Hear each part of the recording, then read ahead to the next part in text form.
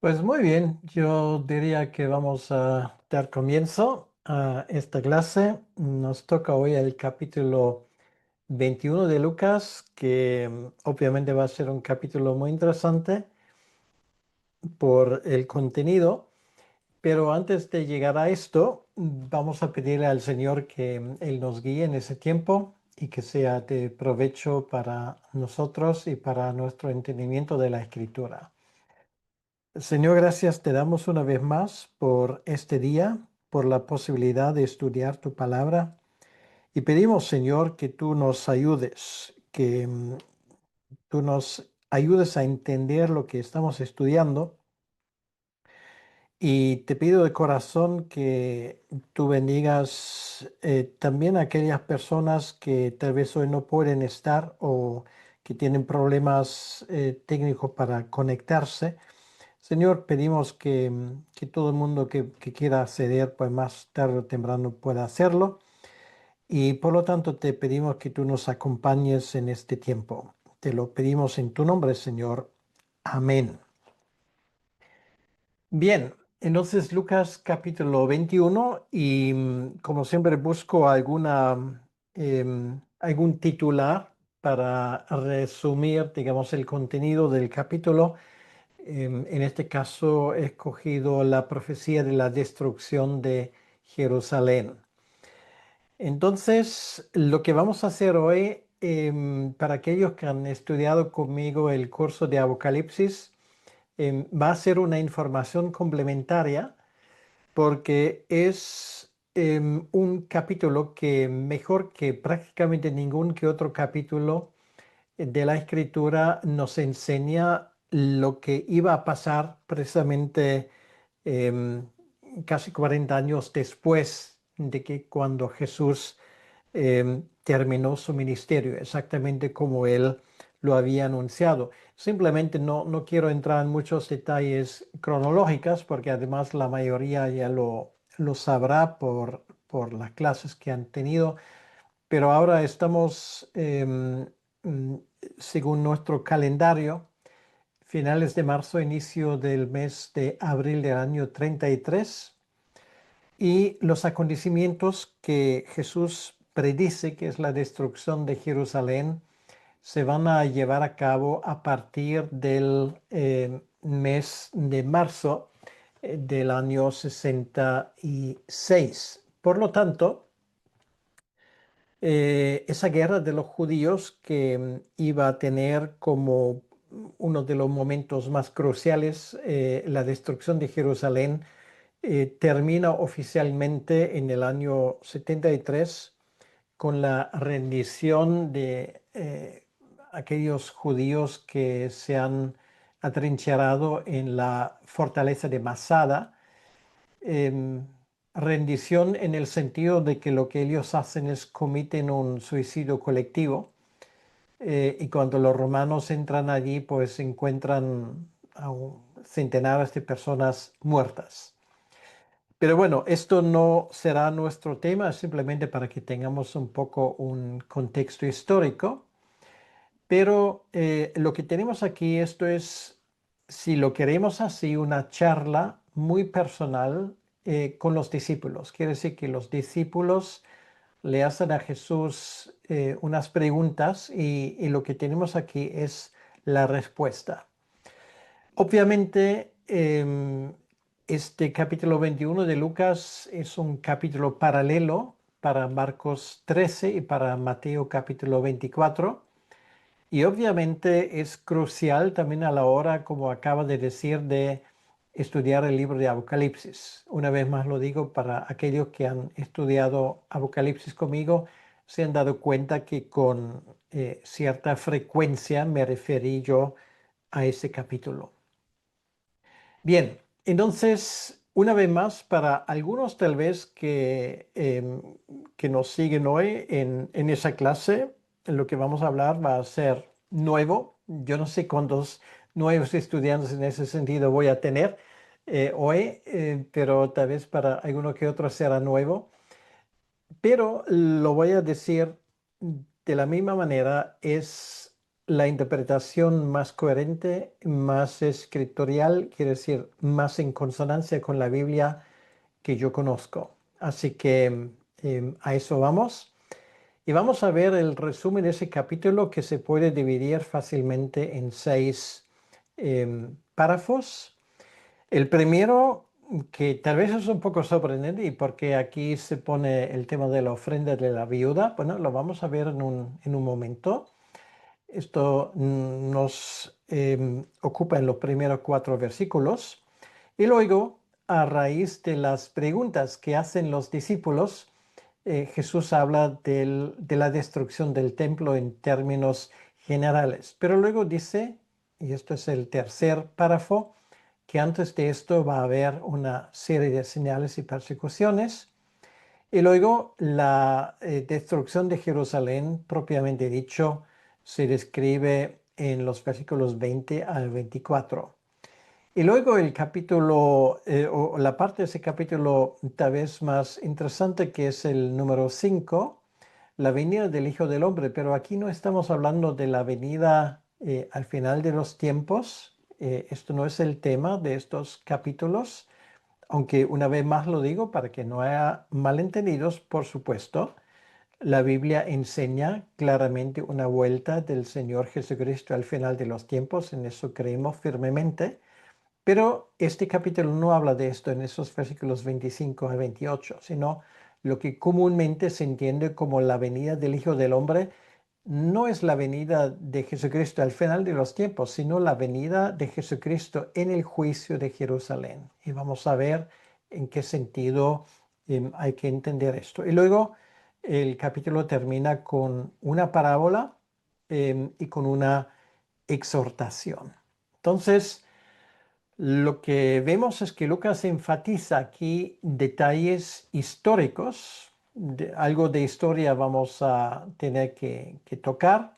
Por ejemplo, el asedio de Jerusalén, luego el cautiverio que digamos que viene después, y algunas citas del historiador judío Josefo, Flavio Josefo, que en su obra, la famosa obra, la guerra de los judíos, así se llama, pues describe con todo lujo de detalles lo que Lucas aquí resume en 38 versículos, ¿vale? O sea, quiere decir que tenemos la cosa curiosa que por un lado tenemos un relato, bueno, de hecho 3 relatos inspirados en los 3 evangelios sinópticos, por un lado, y por otro lado tenemos un historiador, vamos a decirlo así, secular, porque Flavio Josefo no era cristiano, ni muchísimo menos, que prácticamente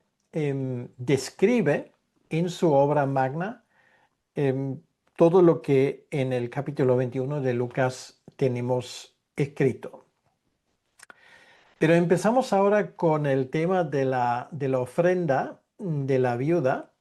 Y como siempre vamos a leer todo el texto y luego voy a intentar explicarlo. Dice en el versículo 1, levantando los ojos, vio a los ricos que echaban sus ofrendas en el arca de las ofrendas. Por cierto, simplemente para situarnos en el contexto, Jesucristo aquí está hablando en el patio del templo, ¿vale? Era esa parte donde también las mujeres tenían acceso, ya lo expliqué, el templo estaba dividido en varias partes, había un patio donde todo el mundo podía entrar, tanto gentiles como judíos. Luego, la siguiente parte era la parte que quedó reservada solamente para mujeres judíos. Allí ningún gentil, ni hombre ni mujer podía entrar. Luego había una tercera parte, solamente tenían acceso los hombres judíos, las mujeres no. Por cierto, esa división en 3 partes en ningún momento em, se manda en la escritura, ¿vale? Eso fue una cosa que luego ellos lo hicieron así, pero no obedece a ningún mandato divino. Entonces, aquí obviamente nos encontramos en esa parte que era accesible para todo el mundo. Jesús está enseñando en el templo y le era fácil. Por cierto, esas arcas de las ofrendas, eso hay que imaginarse como, esto era como un contenedor en forma de trompeta donde podías echar la ofrenda, ¿vale? Para decirlo de alguna manera. Y esto ya por el sonido del dinero, la gente podía entender si era una cantidad grande o no, porque obviamente el sonido, por ejemplo, de una moneda de plata o de oro, no es el mismo que el sonido, digamos, de un metal barato como podría ser, por ejemplo, el cobre, como en ese caso de la viuda. Incluso em, Jesús advierte de que muchas veces la gente pudiente, entre ellos obviamente también algunos de los fariseos y de los escribas, les gustaba mucho de que todo el mundo escuchase y viese lo que echaban allí, ¿vale? O sea, lo hicieron de una forma ostentativa y a veces, incluso cuando el sonido dilataba una ofrenda, digamos, de cierto valor, la gente incluso daba aplausos. ¿Qué te parece? O sea, esto, entonces, claro, imagínate esto, esa viuda viene, aquí el texto dice que lo que ella echaba allí eran 2 blancas, lo cual quiere decir, esto eran, tal vez si lo comparamos con lo que tenemos hoy, tal vez el equivalente de menos de $1. O sea, sí serviría para ella, por ejemplo, para comprar un pan, para comprar algo, por lo menos para no morirse de hambre, pero tampoco era una suma astronómica, ¿vale? O sea, era casi lo más básico que ella tenía. Bueno, entonces, bueno, después de la explicación, voy a leer otra vez el versículo 1. Levantando los ojos, vio a los ricos que echaban sus ofrendas en el arca de las ofrendas. Vio también a una viuda muy pobre que echaba allí 2 blancas. Em, entonces, ahora creo que vamos a entender por qué en ese contexto que prácticamente habla en su totalidad en ese capítulo de la destrucción de Jerusalén, se menciona a esa mujer. ¿Por qué? Bueno, porque esa mujer, esa viuda, simboliza la fe genuina frente a la corrupción que Jesús encuentra en el templo, que será destruido además.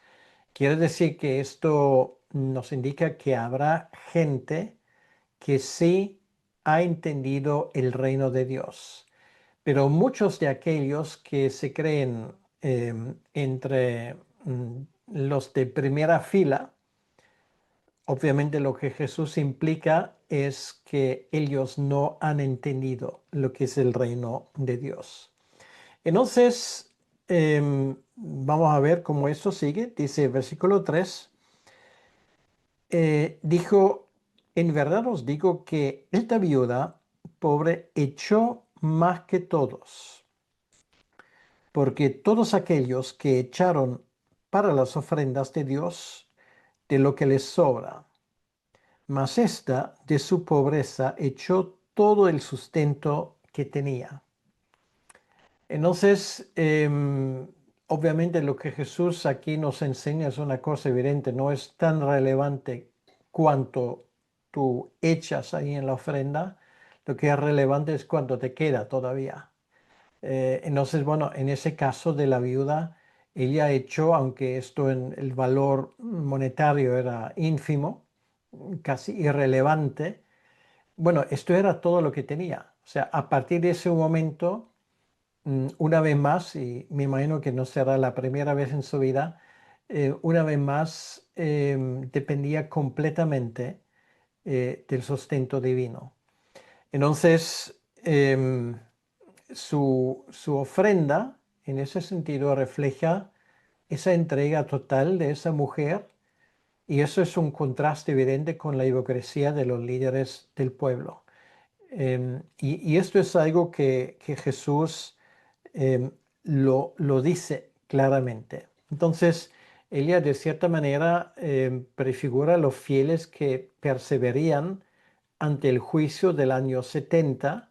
Quiere decir que curiosamente esa viuda tendría un futuro, pero aquellos que eran los representantes oficiales de la religión judía no tendrían futuro.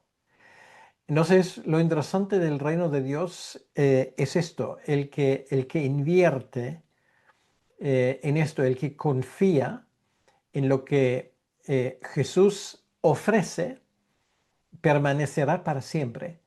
Y aquellos que confían en su propia fama y en hacer gestos ostentativos delante de los demás, finalmente se van a dar cuenta que esto al fin y al cabo no permanece. Y esto nos da ya la entrada para lo que sigue hasta el final del capítulo. Dice, y a unos que hablaban de que el templo estaba adornado de hermosas piedras votivas, dijo, bueno, si miramos en los evangelios o en los textos paralelos, nos damos cuenta que este tipo de comentario viene de parte de sus propios discípulos, ¿vale? O sea, lo que ellos dicen, mira, Señor, pues mira este templo, qué hermoso es, qué grande es. Había todo tipo de cosas, claro, aquello era. Incluso algunos dijeron, aunque el templo de Jerusalén no figura oficialmente entre los 7 milagros de la antigüedad, pues tendría que haber obtenido el puesto octavo, ¿vale? Porque era realmente una de las grandes atracciones. Hoy en día hablaríamos de atracción turística de primera magnitud, ¿no? Por su grandeza.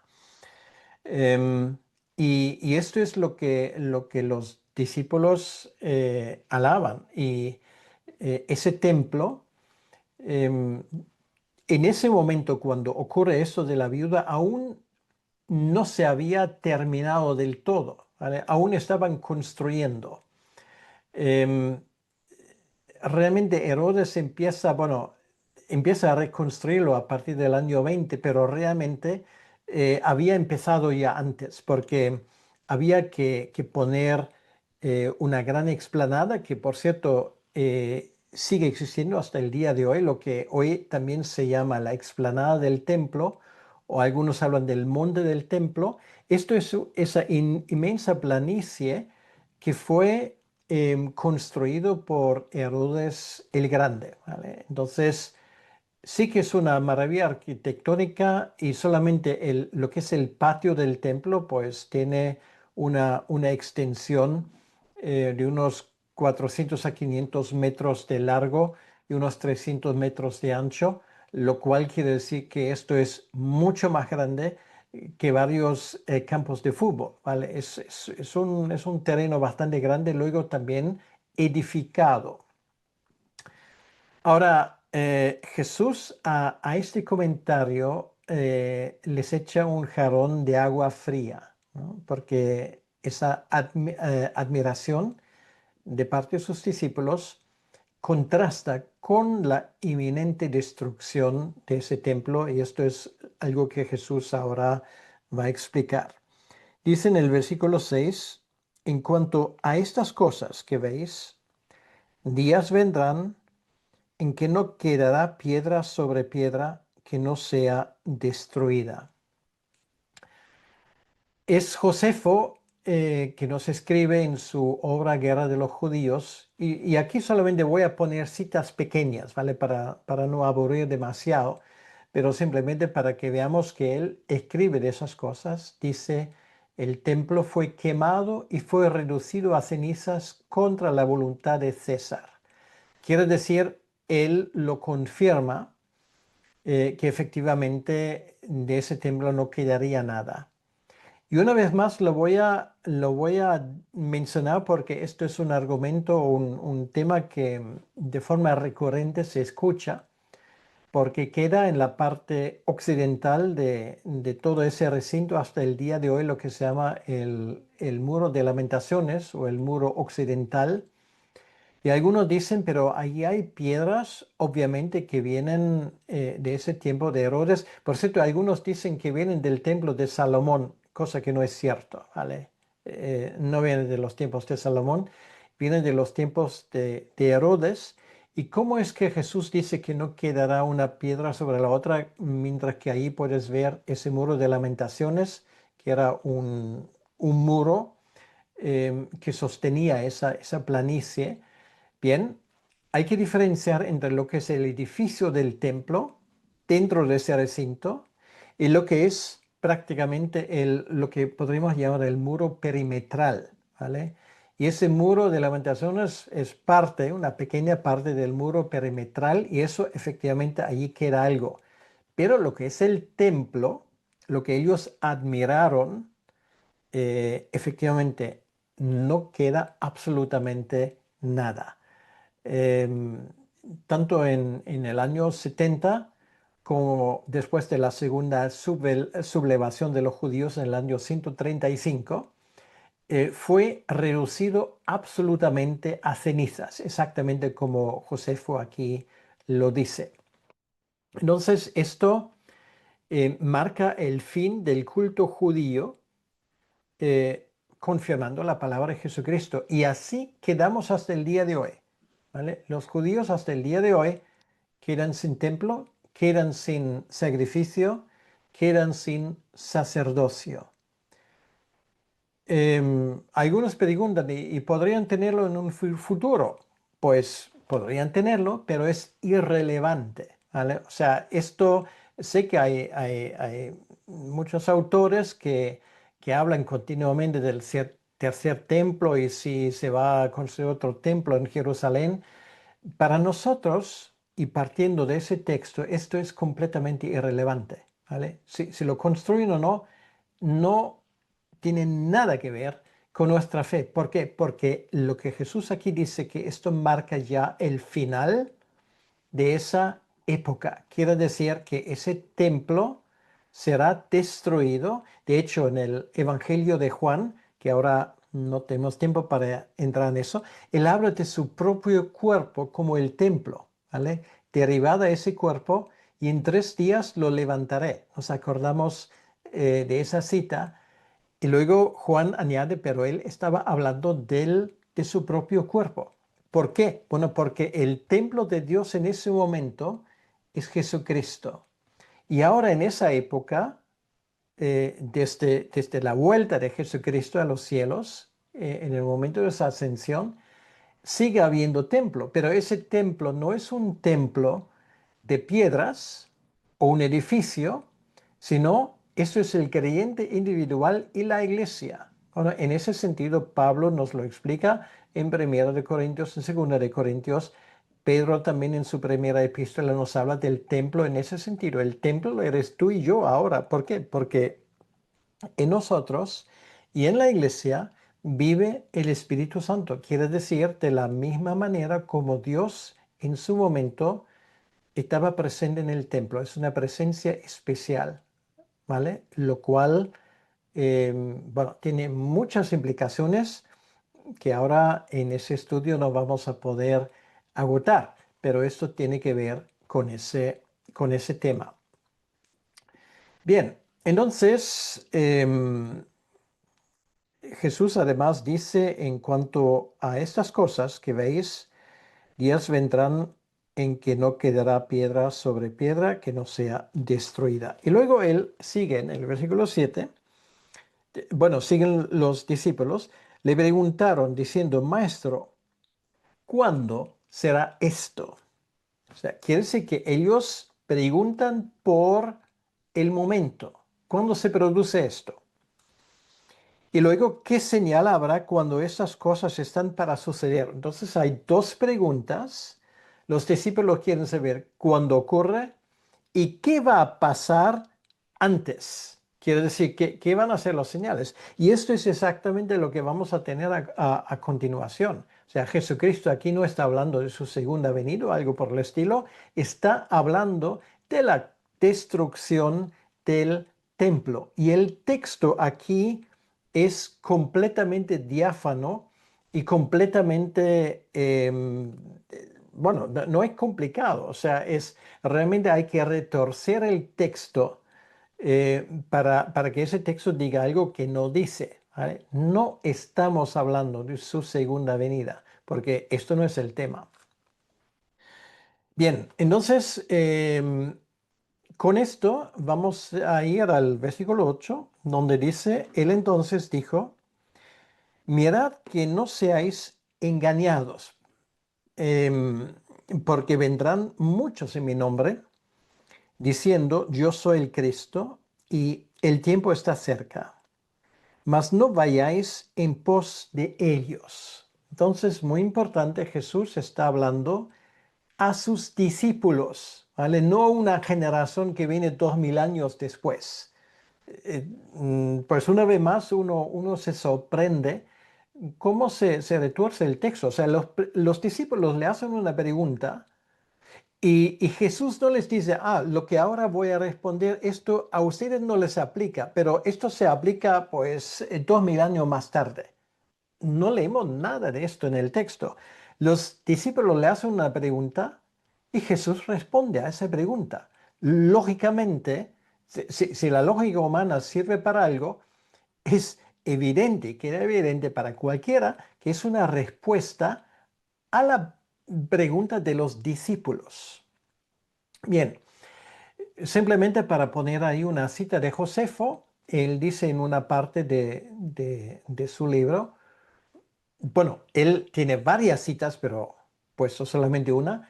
Un falso profeta engañó al pueblo llevándolos al desierto, ¿vale? Entonces, bueno, Josefo dice que esto ocurre en los años 60, quiere decir en los años anteriores a la destrucción de Jerusalén. Entonces, si leemos Josefo, y es una fuente excelente para poder demostrar esto, había no uno, sino muchos falsos profetas que engañaron a judíos durante la revuelta contra Roma. Esa revuelta, que como dije antes, empieza en el año 66. Y esto fue parte del problema, porque esos falsos profetas tenían un mensaje, y este mensaje fue, finalmente, los judíos vamos a echar fuera a los romanos, vamos a recuperar la independencia, vamos a hacer otra vez una monarquía libre de Roma y vamos a instaurar un tiempo de prosperidad y de grandeza como en los tiempos de David. Y claro, un mensaje así pues oye, es muy atractivo, ¿vale? Lógicamente. Y infelizmente había mucha gente que apoyaba esa revuelta de los judíos pensando que efectivamente ahora vendrían los tiempos mesiánicos según esa idea que ellos tenían. Bueno, esto es realmente lo que Jesús dice. Bueno, muy interesante esto, pero mirad que no seáis engañados, ¿vale? Porque las cosas no van a funcionar de esta manera. Luego, a ver, segundo. Luego dice más cosas. Por ejemplo, cuando oigáis de guerras y de sediciones. Bueno, ¿de qué guerras y sediciones estamos hablando? Una vez más tengo que poner un contexto histórico. En el año 66 ocurre esta rebelión judía en los tiempos del emperador Nerón. Era un tiempo no solamente de gran inestabilidad dentro del imperio romano, sino también esa debilidad del poder central lo usaron algunos pueblos en los alrededores del Imperio de Roma para hacer incursiones en el territorio romano, ¿vale? O sea, de eso estamos hablando. Es un tiempo de debilidad. En el año 68, en abril, el emperador Nerón muere y dentro de poco tiempo, exactamente como lo predice el libro de Apocalipsis, le siguen tres Césares que duran solamente poco tiempo. O sea, estamos ante un tremendo peligro en Roma en ese momento. Todos pensamos el Imperio Romano como algo fuerte e inamovible.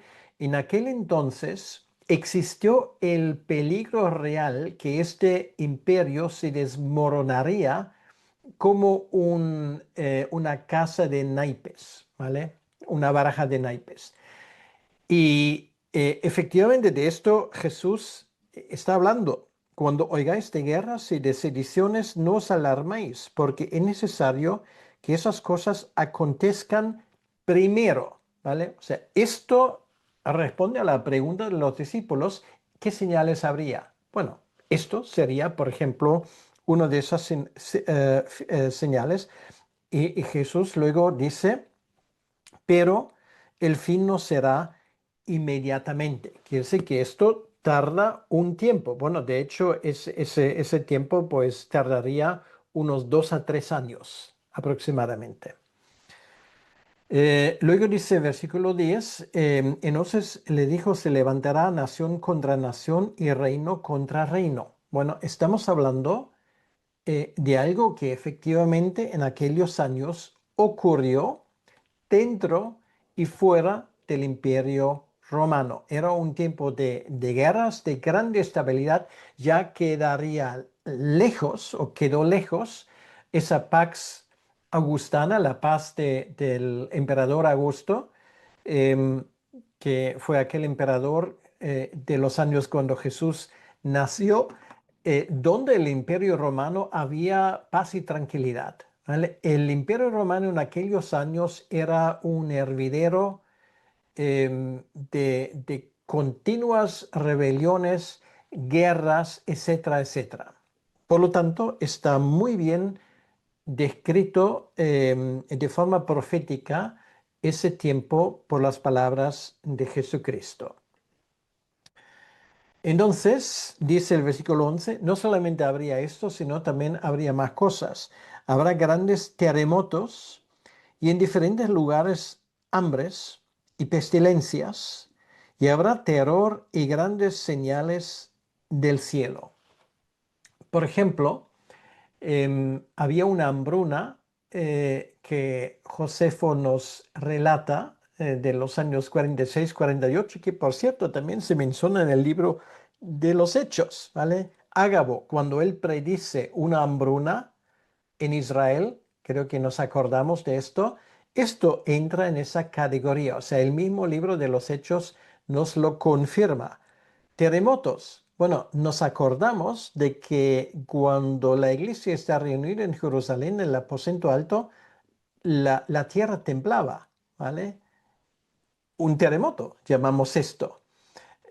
Y había más momentos, terremotos que no se mencionan en el libro de los Hechos, que sin embargo son mencionados en las obras de Josefo, ¿vale? O sea, no tiene nada que ver con nosotros hoy en día, es algo que ocurrió y así queda literatura suficiente para demostrarlo. Entonces, seguimos, versículo 12 y 13.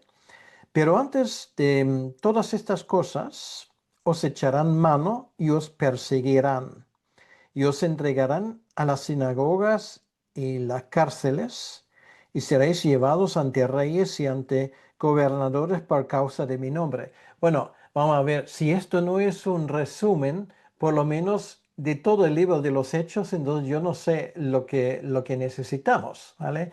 Esto es exactamente lo que los 28 capítulos del libro de los Hechos nos cuentan, ¿vale? Profecía cumplida y cumplida además a rajatabla.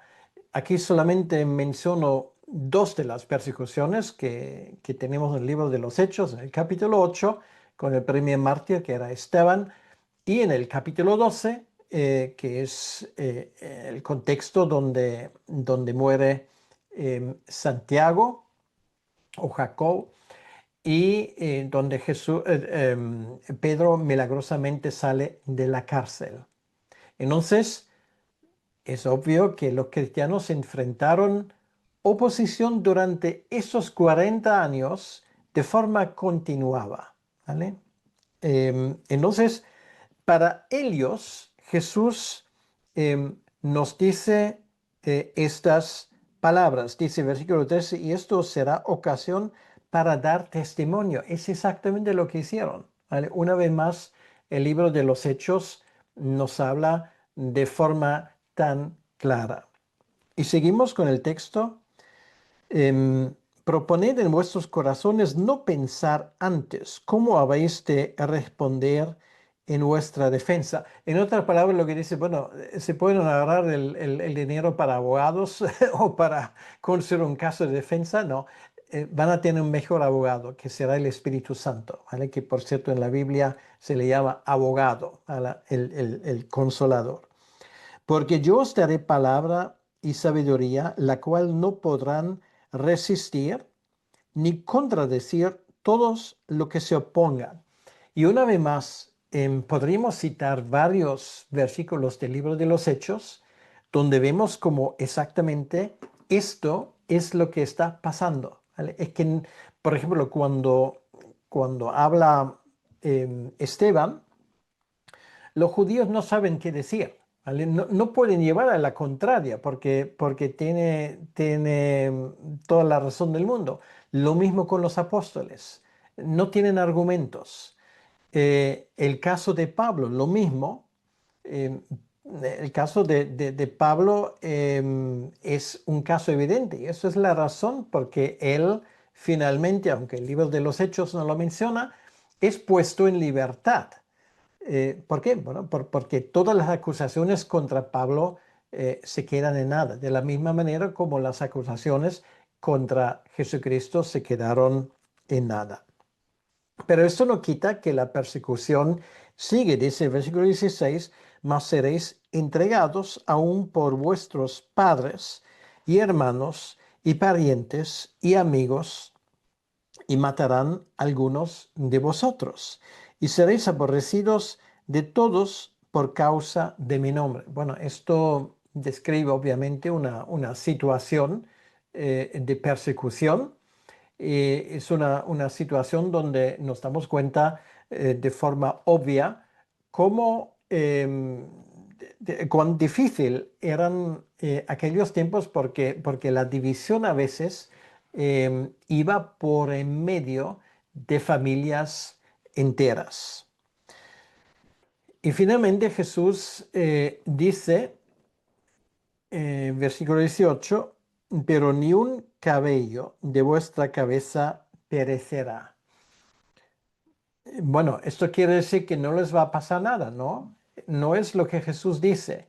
O sea, obviamente había gente que murió, pero ni un cabello de vuestra cabeza perecerá. Quiere decir que Dios, incluso en la muerte, les conservará. Quiere decir que pueden matar el cuerpo, pero no el alma.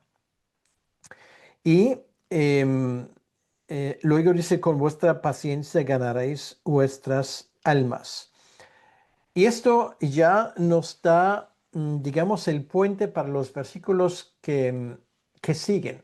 Y es la promesa de protección incluso física, ¿vale? Sí que había persecución, pero en la inminente destrucción de Jerusalén, la iglesia y los cristianos que aún residían ahí en la ciudad se iban a salvar. Y esto es lo que Eusebio nos relata en su historia eclesiástica, que es una obra que, por cierto, está disponible en internet gratis. Es una obra clásica donde él en este pasaje 353 nos habla y nos describe cómo la iglesia primitiva entendió esos versículos. Entendieron esos versículos literales de que cuando ocurren esas cosas, pues lo que tienen que hacer es salir de la ciudad de Jerusalén.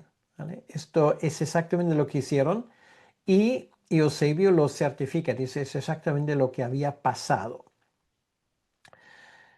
Em, Esto nos lleva al versículo 20, donde ya hablamos directamente del asedio de Jerusalén.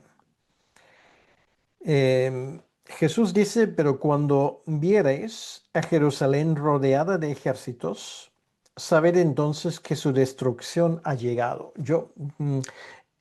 Es que es imposible ser más claro, ¿vale? Es una profecía donde no tiene que pensar y a ver cómo será esto, cómo se junta esto.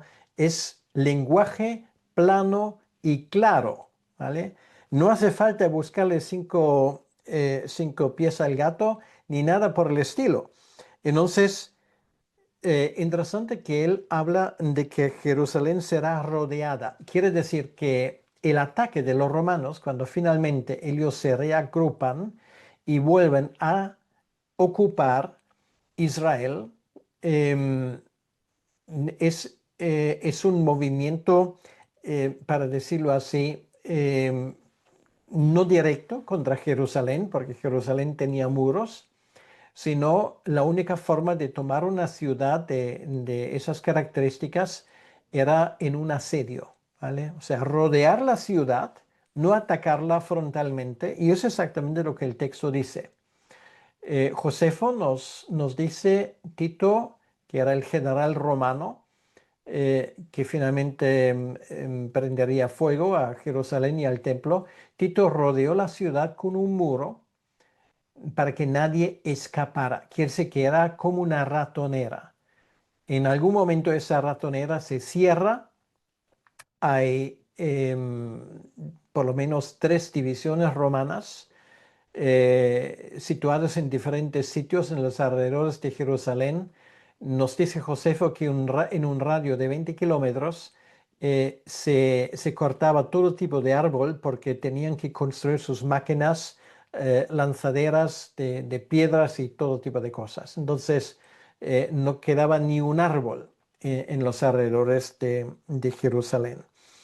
Y esto es lo que Jesús dice claramente. Cuando esto ocurre, cuando Jerusalén será rodeada, em, el momento de su destrucción ha llegado. Entonces, ¿qué es lo que hay que hacer?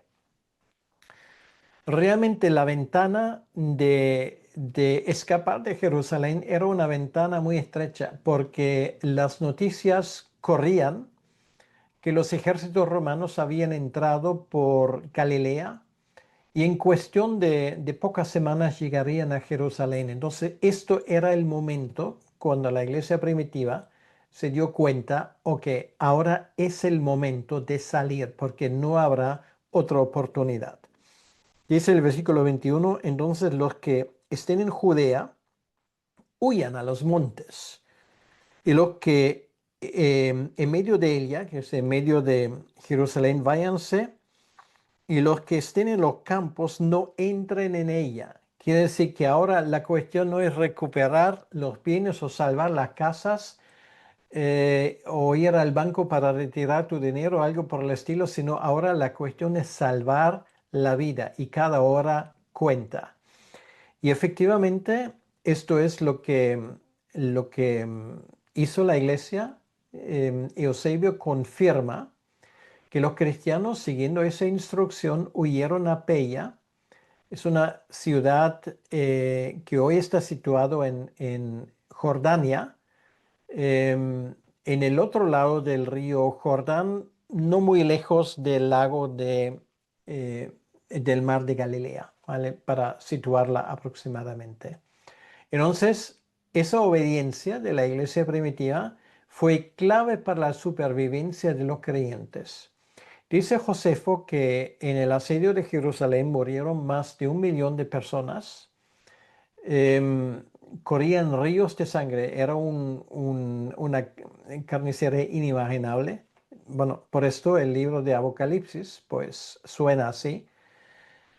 Em, Entre ese millón de personas no había ni un solo cristiano, ¿vale? ¿Por qué? Bueno, porque habían tomado en cuenta esa advertencia y se fueron de la ciudad. Y creo que es una de las razones por la cual podemos decir, mira, esa forma sensacionalista que tenemos hoy tanto de proyectar esas palabras a nuestro tiempo y decir, bueno, eso está a punto de pasar. O sea, cualquier cosa que pase en Medio Oriente, las profecías se están cumpliendo. por favor, ¿de qué profecías estamos hablando? ¿Vale? Esto ya se cumplió, lo cual quiere decir, algunos dicen, bueno, si se cumplió, entonces no tiene relevancia para nosotros. Bueno, es una tontería. Las profecías del Antiguo Testamento se han cumplido, entonces el Antiguo Testamento no tiene relevancia para nosotros, por supuesto, porque esto nos demuestra cómo Dios cumple con las cosas que Él ha prometido, en ese caso de una forma absolutamente literal y entendible. Entonces sigue versículo 22, porque estos son días de retribución para que se cumplan todas las cosas que están escritas. Por ejemplo, en otro sitio, Josefo nos dice, la hambruna era tan severa que los hombres comían estiércol. Bueno, y esto no era lo peor. Llegó a tal extremo que incluso dice Josefo que algunas madres incluso llegaron a comerse sus propios hijos. O sea, es algo que es inimaginable, ¿vale? Era un auténtico infierno. Entonces, por eso el versículo 23 nos dice más ahí de las que estén encintas y de las que críen en aquellos días, porque habrá gran calamidad en la tierra. Bueno, una vez más en la tierra no estamos hablando de todo el globo, estamos hablando de, la expresión sería Haaretz, el país, la tierra, que es la tierra santa, que es Israel, ¿vale? Quiere decir, habrá gran cantidad en Israel e ira sobre este pueblo. Bueno, el significado de la palabra en la tierra se define con lo que dice, no dice ira sobre estos pueblos, ¿vale? Dice este pueblo. Estamos hablando del pueblo judío y estamos hablando de su tierra, ¿vale? Una vez más, pues estamos obligados realmente a entender lo que está escrito, no lo que algunos se imaginan. Y luego finalmente leemos el versículo 24, caerán a filo de espada y serán llevados cautivos a todas las naciones. Bueno, esto es lo que ha pasado, efectivamente. De hecho, si tú hoy vas a Roma, puedes ver allí el famoso arco de la victoria de Tito, que sigue hasta el día de hoy en Roma, ¿vale? Nunca se ha destruido. Y ves allí cómo judíos fueron llevados como esclavos a Roma, incluyendo la menorá del templo, ¿vale? Sigue allí en Roma, año 2025, agosto o julio, hasta el día de hoy, ¿vale? Son hechos históricos. Y luego dice, Jerusalén será hollada por los gentiles hasta que los tiempos de los gentiles se cumplan. Quiere decir que esto será así hasta que Dios pues tiene otra cosa, ¿vale? Él no dice que luego el templo será reconstruido o algo por el estilo, dice simplemente esto será por un tiempo indefinido, ¿vale? Punto. Y luego, sí, bueno, esto del tema de los gentiles. Y luego vamos a hablar de este pasaje que va del 25 al 28. Em, es muy importante que entendemos una cosa. Bueno, voy a leer el versículo 25 primero. Dice, entonces habrá señales en el sol, en la luna, en las estrellas y en la tierra, angustia de las gentes confundidas a causa del bramido del mar y de las olas. Bien, entonces, ¿cómo entendemos esto? Bueno, esto es lo que se llama lenguaje apocalíptico y hay un precedente en el Antiguo Testamento, en Isaías 13:10, y no es el único pasaje, pero es el que voy a mencionar en ese contexto, que describe el juicio sobre Babilonia en términos similares. Bueno, se habla de las estrellas que caen, de que el sol se oscurece, etcétera, etcétera. ¿Qué quiere decir? Esto es un lenguaje hiperbólico que describe cambios que tienen que ver con el plan de salvación, ¿vale? En ese sentido se entiende, en ese sentido se entendió en el Antiguo Testamento, en ese sentido hay que entenderlo en ese contexto. O sea, una vez más, yo advierto seriamente contra aquellos que pretenden usar acontecimientos presentes para decir, bueno, estamos ya a punto de que esto ocurra y habrá catástrofes, digamos, de orden universal y se ve cosas extrañas en el cielo y todo esto. Por favor, el que dice esto, con todos mis respetos, no lee la Biblia como debería, ¿vale? Porque es el Antiguo Testamento que nos explica cómo hay que entender esas, em, digamos, ese tipo de símbolos, ¿vale?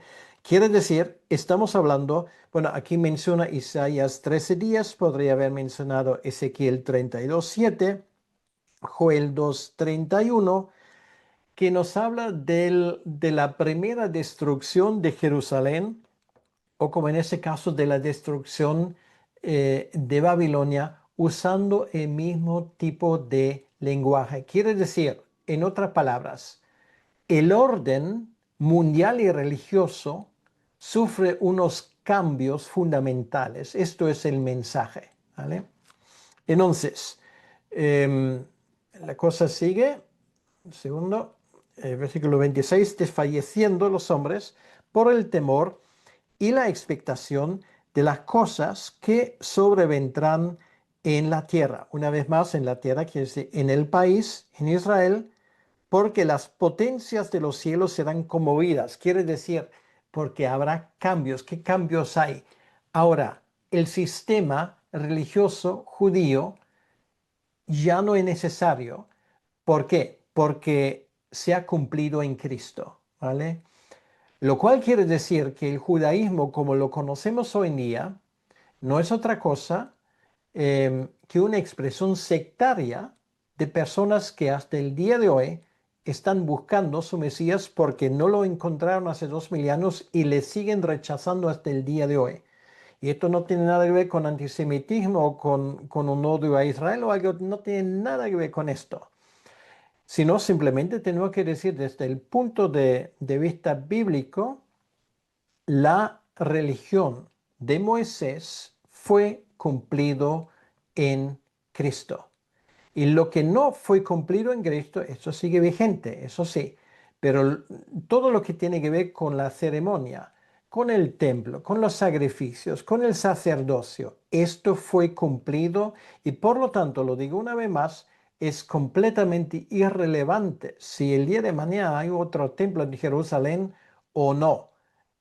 Incluso si el día de mañana desapareciera el Estado de Israel por la razón que sea, pues yo lo lamentaría, pero no tiene nada que ver con esa profecía, ¿vale? Y esto es algo que tenemos que tenerlo muy claro. Esto se cumplió hace 2000 años, pero luego viene más versículos que hay que explicarlo un poco. Entonces verán al Hijo del Hombre que vendrá en una nube con poder y gran gloria. Bueno, pero ¿no dice aquí que viene Jesús? Pues obviamente esa venida es el juicio, porque hay un versículo, creo que aquí no lo he puesto, en Isaías 19:1 donde se dice que Yahvé entró en Egipto en una nube. Las nubes son símbolos del juicio divino. Y cuando dice aquí, entonces verán al Hijo del Hombre que vendrá en una nube, quiere decir que viene en juicio. Verán al Hijo del Hombre, ¿en qué sentido? Se dan cuenta de que todo lo que dijo Jesucristo realmente se había cumplido delante de sus propios ojos. Y luego dice el versículo 28, segundo, el versículo 28, cuando esas cosas comiencen a suceder, erguíos y levantad vuestra cabeza porque vuestra redención está cerca. Bueno, ¿redención de qué? Ahora los cristianos van a poder vivir su fe libremente, porque el mayor enemigo que han tenido hasta ese momento no fue el Imperio Romano. Estos fueron las autoridades judías que los persiguieron continuamente. ¿Vale? Esto marcaría un antes y marcaría un después. Y con esto, Jesús termina este capítulo con lo siguiente, versículo 29, allí tenemos la parábola de la higuera. También les dijo una parábola: mirad la higuera y todos los árboles. Cuando ya brotan, viéndolo, sabéis por vosotros mismos que el verano está ya cerca. Así también vosotros, cuando veáis que suceden estas cosas, sabed que está cerca el reino de Dios. Quiere decir que estos 40 años de transición desde la resurrección de Jesucristo hasta la destrucción del templo marcaría realmente y definitivamente el comienzo del reino de Dios. Y si esto todavía dejaría alguna duda, Jesús lo dice más claro todavía. De cierto os digo que no pasará esta generación. Esta generación, normalmente una generación en la Biblia son 40 años, ¿vale? Él no habla de otra cosa, él dice, esta generación a la cual yo hablo en ese momento, año 33, ¿vale? Nos da una ventana hasta el año 73. Bueno, tú me vas a decir si esto se cumplió dentro de esa ventana. Literalmente. No pasará esta generación hasta que todo esto, ¿vale? No una parte, todo esto, o sea, esto incluye los versículos que supuestamente hablan de la segunda venida de Cristo, versículo 27, 28, ¿vale? Todo esto, ¿Cristo ha venido al final de los tiempos? No. Entonces, ¿de qué venida estamos hablando? De su venida en juicio, ¿vale? O sea, hay que usar simplemente incluso si no tuviésemos el Espíritu Santo, pues un poco de lógica, ¿vale? Y el texto se te abre, se te explica por sí mismo. Y luego él añade, el cielo y la tierra pasarán, pero mis palabras no pasarán. Y esto nos lleva ya finalmente a la exhortación para ser vigilantes. Dice, mirad también por vosotros mismos que vuestros corazones no se carguen de glotonería, embriaguez y de los afanes de esta vida, y venga de repente sobre vosotros aquel día. Quiere decir que Jesús aquí dice, bueno, estas cosas ocurrirán, ¿vale? Hay que ser vigilante, hay que saber a dónde vamos y tomar las decisiones adecuadas. Porque como un lazo vendrá sobre todos los que habitan sobre la faz de toda la tierra, está hablando de Israel.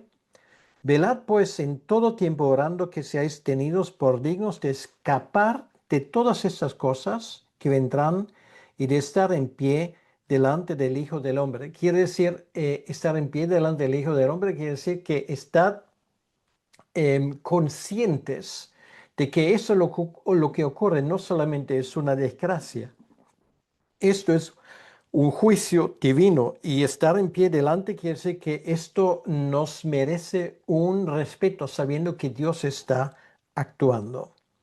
Y luego termina, enseñaba de día en el templo y de noche saliendo se estaba en el monte que se llama de los Olivos.